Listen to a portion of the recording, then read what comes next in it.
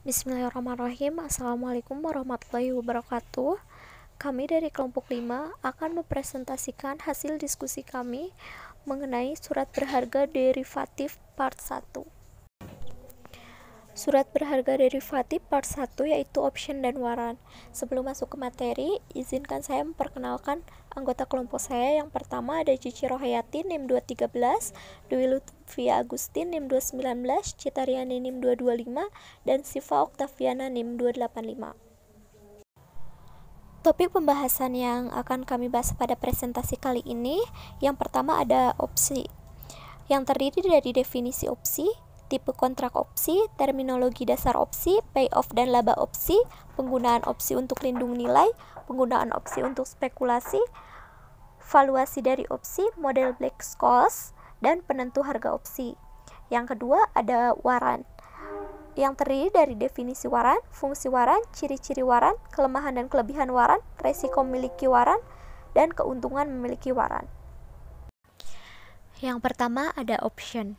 Opsi atau option adalah suatu tipe kontrak antara dua pihak yang satu memberikan hak kepada yang lain untuk membeli atau menjual suatu aktiva pada harga tertentu dalam jangka waktu tertentu.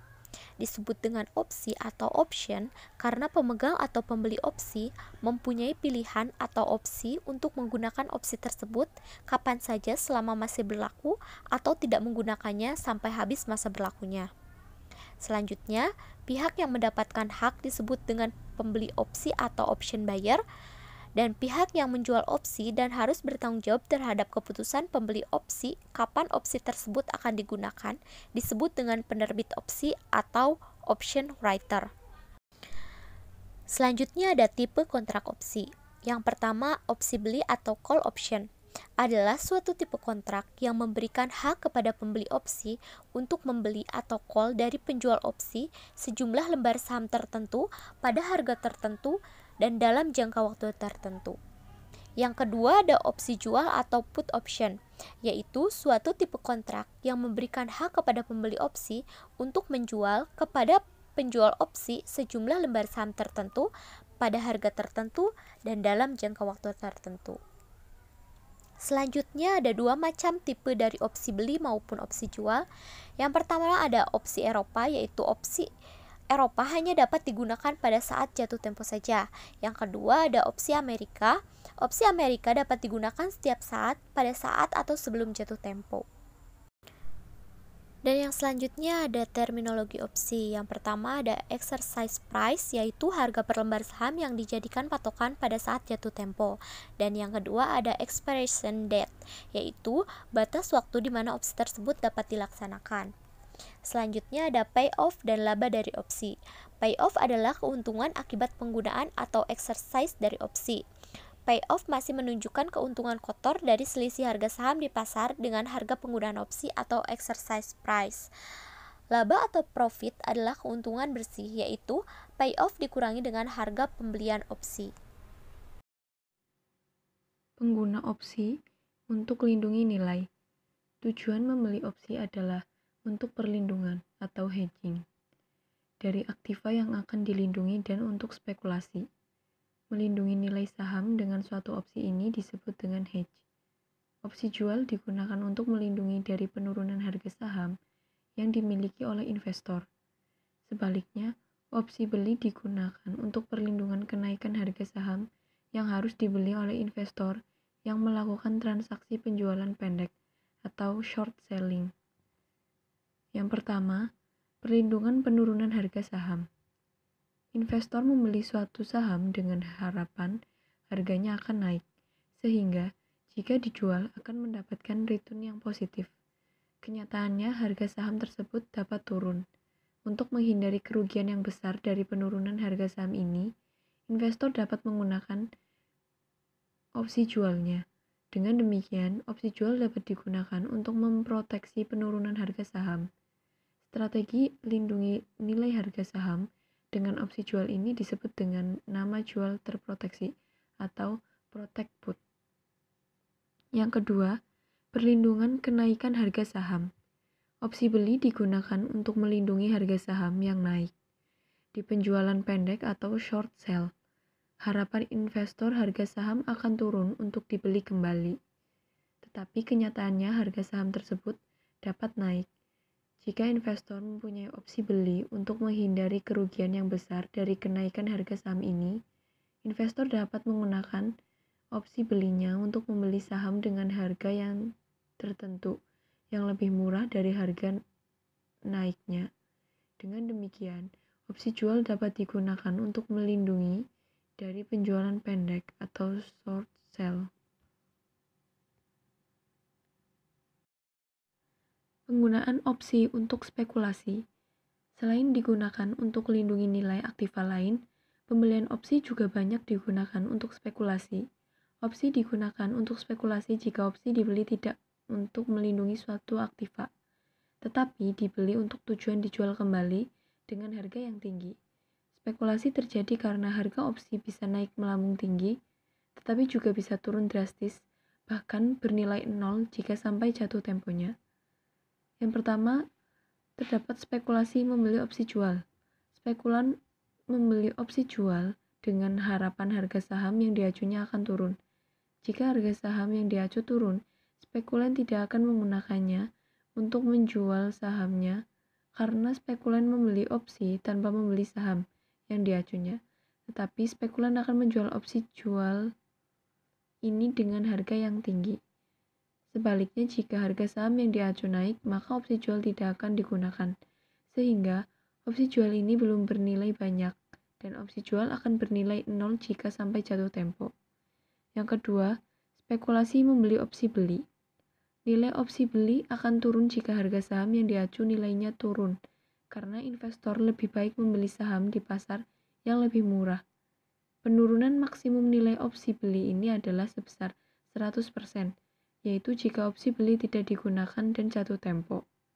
Nilai opsi beli sebaliknya akan naik jika harga saham yang diacu nilai naik, karena investor akan lebih murah membeli menggunakan opsi beli yang lebih murah dibandingkan dengan membeli di pasar dengan harga yang naik.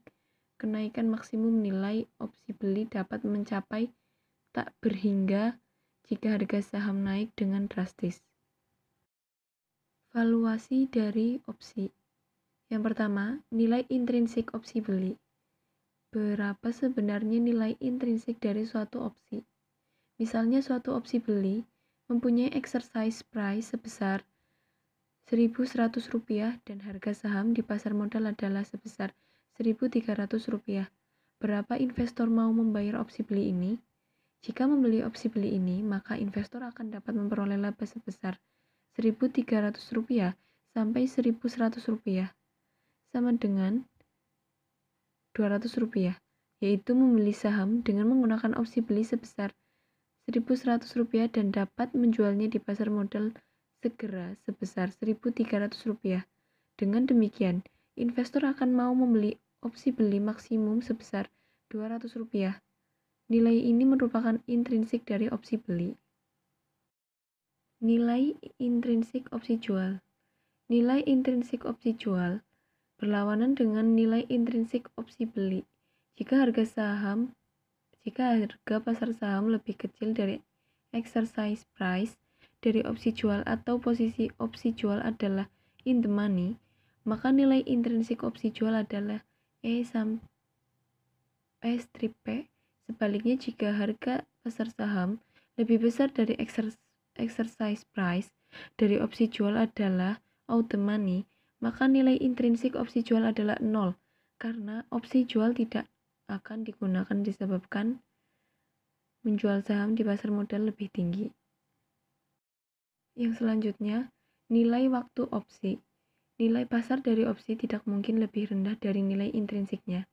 Jika ini terjadi, maka arbitrageurs, yaitu spekulator yang memanfaatkan keuntungan akibat penyimpangan tidak beresiko, akan membeli opsi ini dan menggunakan opsi tersebut untuk mendapatkan keuntungan. Kalau banyak spekulator melakukannya, maka harga opsi akan naik, sehingga tidak akan terjadi arbitrase lagi. Kebalikannya mungkin terjadi, yaitu harga suatu opsi akan lebih tinggi dari nilai intrinsiknya. Hal ini disebabkan karena adanya nilai waktu. Waktu mempunyai nilai yang positif. Semakin pendek waktu jatuh tempo opsi, semakin kecil fluktuasi dari harganya dan semakin rendah harga dari opsi. Demikian juga sebaliknya, semakin panjang waktu jatuh tempo opsi, semakin besar fluktuasi dari harganya dan semakin tinggi nilai pasar opsi.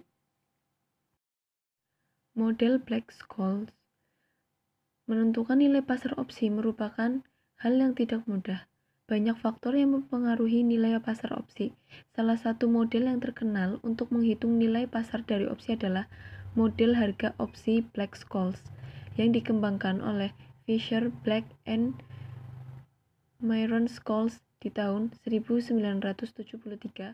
Dalam membangun modelnya, Black-Scholes menggunakan beberapa asumsi. Asumsi ini adalah sebagai berikut. Yang pertama, saham yang dihubungkan dengan opsi tidak pernah membayar dividen selama umur dari opsi. Yang kedua, tidak ada biaya transaksi untuk membeli dan menjual opsi dan sahamnya. Yang ketiga, tingkat suku bunga bebas risiko konstan selama umur opsi. Yang keempat, pembeli saham dapat meminjam pinjaman jangka pendek dengan tingkat suku bunga bebas risiko. Yang kelima, penjualan pendek diizinkan dan penjualan pendek akan menjual sahamnya dengan harga saham pasar itu. Yang keenam, opsi hanya dapat digunakan pada saat jatuh tempo. Yang terakhir, pasar likuid dan perdagangan semua sekuritas dapat terjadi terus-menerus. Selanjutnya ada penentu-penentu harga opsi. Yang pertama, harga saham bersangkutan atau P. Harga saham berhubungan positif dengan nilai opsi beli karena meningkatnya nilai intrinsik opsi beli. Harga saham naik akan menaikkan posisi in the money dari opsi beli. Yang kedua ada exercise price.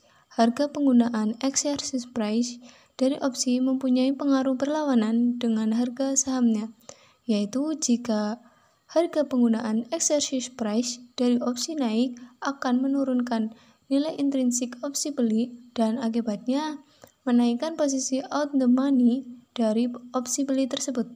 Kemudian ada waktu sisa jatuh tempo, yaitu waktu sisa jatuh tempo opsi mempengaruhi nilai opsi beli dan opsi jual secara positif. Selanjutnya ada deviasi standar return saham. Semakin besar variabilitas return saham, semakin besar nilai opsi beli dan opsi jual.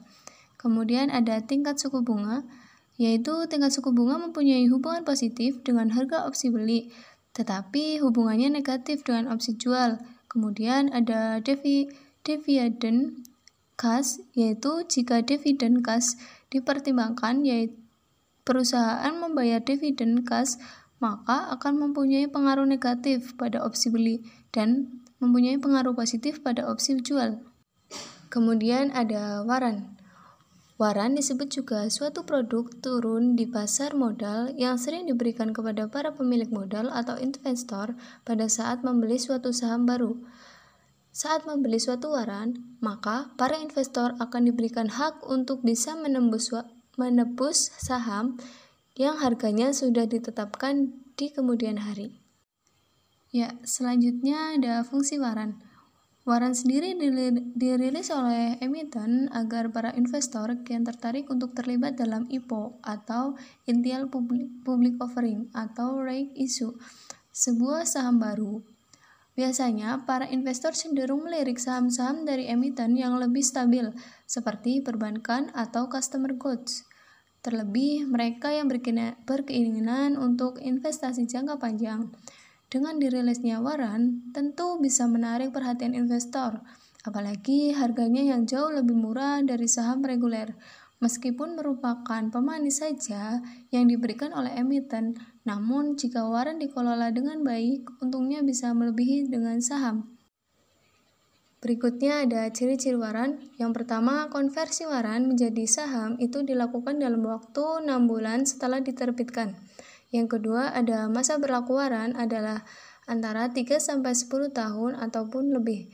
Yang ketiga, ada harga pelaksanaan waran itu jauh lebih tinggi dari harga saham pada saat dikeluarkan.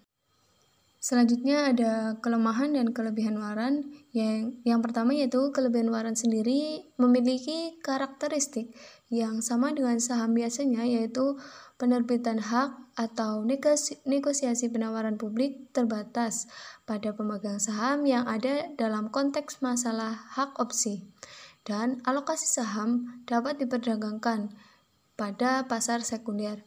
Selanjutnya ada kelemahan. Kelemahan waran sendiri yaitu tidak memperoleh dividen dan hak suara di perusahaan terbatas publik karena pemiliknya bukan pemegang saham perusahaan. Periode perdagangan waran juga lebih lama dari kredensial dan 3-5 tahun. Waran merupakan opsi di mana pemegang waran dapat memilih untuk membayar waran saat jatuh tempo atau tidak. Pemilik waran juga bisa menukarkan waran yang dimilikinya 6 bulan setelah penerbitan waran oleh penerbit. Harga waran ini juga berfluktuatif, yaitu naik turun selama periode perdagangan. Kemudian ada resiko memiliki waran.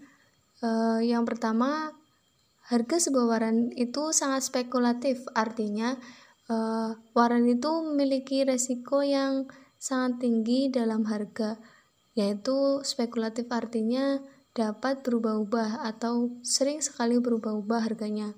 Yang kedua itu ada tinggi rendahnya harga waran pun sangat dipengaruhi oleh emiten.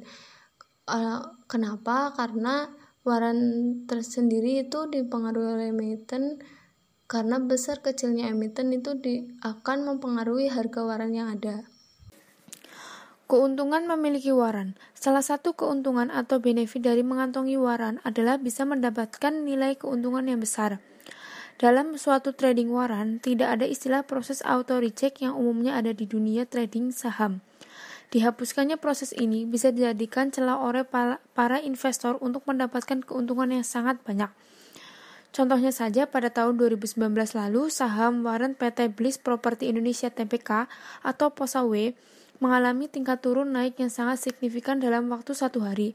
Dalam suatu sesi perdagangan 1, POSAW dibuka dengan harga Rp490, tapi harganya menurun drastis hingga 90 menjadi Rp19 saat akhir penutupannya. Tapi keadaan berbaik drastis pada sesi perdagangan 2, ketika sesi perdagangan baru saja berlangsung selama 1 jam, harga saham tersebut meningkat tajam hingga 350 per lembar. Artinya, harga tersebut meningkat 1.700% banyaknya. Mereka yang sebelumnya membeli saham POSAW dengan harga Rp100.000 saja bisa meraih keuntungan sebanyak 1,7 juta banyaknya.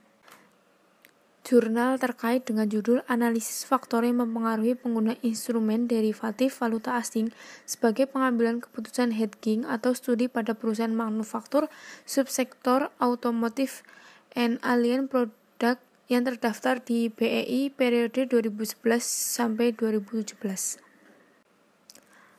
Latar belakang. Akibat globalisasi, maka perdagangan internasional menjadi sangat mudah dilakukan.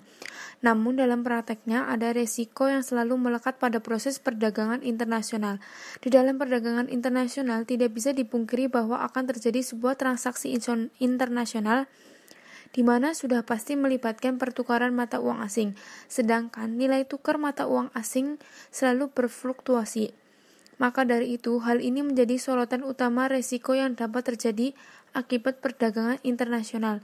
Permasalahan yang menyangkut perubahan nilai tukar mata uang asing sangat signifikan dapat dipengaruhi oleh banyak aspek, mulai dari kondisi pemerintahan, perubahan regulasi, kebijakan pemerintah, dan sebagainya.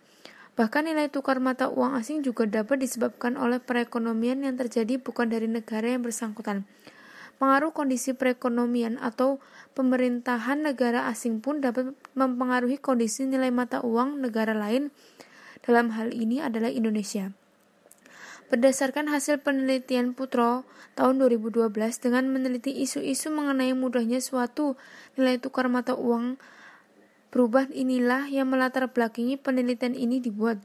Penulis ingin mengetahui faktor-faktor apa yang mempengaruhi pengambilan keputusan hedging di sektor yang sama dengan peneliti Putro tahun 2012 dengan melakukan pembaharuan terhadap rentang waktu sehingga didapat judul penelitian yaitu keputusan hedging dalam industri manufaktur periode 2019 sampai 2017 dengan menggunakan logistic regression. Kerangka konseptual dan hipotesis. Hipotesis pertama, terdapat pengaruh signifikan DER terhadap keputusan hedging. Hipotesis 2, terdapat pengaruh signifikan financial distress terhadap keputusan hedging. Hipotesis 3, terdapat pengaruh signifikan growth opportunity terhadap keputusan hedging. Hipotesis 4, terdapat pengaruh signifikan liquidity terhadap keputusan hedging. Dan hipotesis 5, terdapat pengaruh signifikan firm size terhadap keputusan hedging. Implikasi dan hasil penelitian. Implikasi yang pertama, bagi perusahaan penelitian ini dapat digunakan untuk mencegah resiko yang berasal dari eksposur valuta asing yang seharusnya dapat dialihkan oleh pengguna instrumen derivatif sebagai sarana hedging dan mencegah perusahaan untuk mengeluarkan biaya derivatif dengan tidak memberikan manfaat yang diharapkan. Yang kedua, bagi investor, penelitian ini dapat digunakan investor untuk melakukan investasi pada perusahaan manufaktur, setidaknya dapat lebih menganalisis hasil mengetahui bagaimana risiko yang cukup besar terhadap exposure valuta asing dalam melakukan investasi. Hasil penelitian berdasarkan pada hasil hipotesis penelitian yang dijabarkan pada tabel variabel in the equation pada kolom C atau signifikan terlihat angka untuk variabel DER, financial distress, dan firm size berada di bawah syarat pengambilan keputusan berdasarkan probabilitas yaitu 0,05 atau 5%. Variabel DER menunjukkan nilai koefisien B positif sebesar 1,048 dengan probabilitas atau signifikansi sebesar 0,036 berada di bawah syarat pengambilan keputusan berdasarkan probabilitas yaitu 0,05. Lalu variabel financial distress menunjukkan nilai koefisien B positif sebesar 0,693 dengan probabilitas atau signifikansi sebesar 0,013 berada di bawah syarat pengambilan keputusan berdasarkan probabilitas yaitu 0,05 atau 5%. Dan terakhir, variabel firm size menunjukkan nilai koefisien B positif sebesar 0,602 dengan probabilitas atau signifikansi sebesar 0,020 berada di bawah syarat pengambilan keputusan berdasarkan probabilitas yaitu 0,05 atau 5%. Maka ketiga variabel di atas menunjukkan arti bahwa HO ditolak atau sama dengan HI H1 diterima.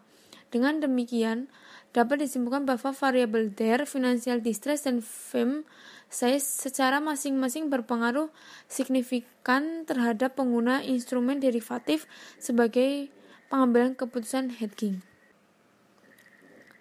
Kesimpulan, debt to equity ratio atau DER mempunyai pengaruh signifikan positif terhadap pengambilan keputusan hedging pada perusahaan manufaktur subsektor automotive and allied product pada periode 2011 hingga 2017. Financial distress mempunyai pengaruh signifikan positif terhadap pengambilan keputusan hedging pada perusahaan manufaktur subsektor automotive and allied product pada periode 2011 hingga 2017. Growth opportunity tidak mempunyai pengaruh yang signifikan terhadap keputusan hedging pada perusahaan manufaktur subsektor automotive and allied product pada periode 2011 hingga 2017. Liquidity tidak mempunyai pengaruh yang signifikan terhadap keputusan hedging pada perusahaan manufaktur subsektor automotive and allied product pada periode penelitian 2011 hingga 2017. Firm size mempunyai pengaruh yang signifikan positif terhadap pengambilan keputusan hedging pada perusahaan manufaktur subsektor automotive and allied product pada periode 2011 hingga 2017. Sekian, terima kasih. Wassalamualaikum warahmatullahi wabarakatuh.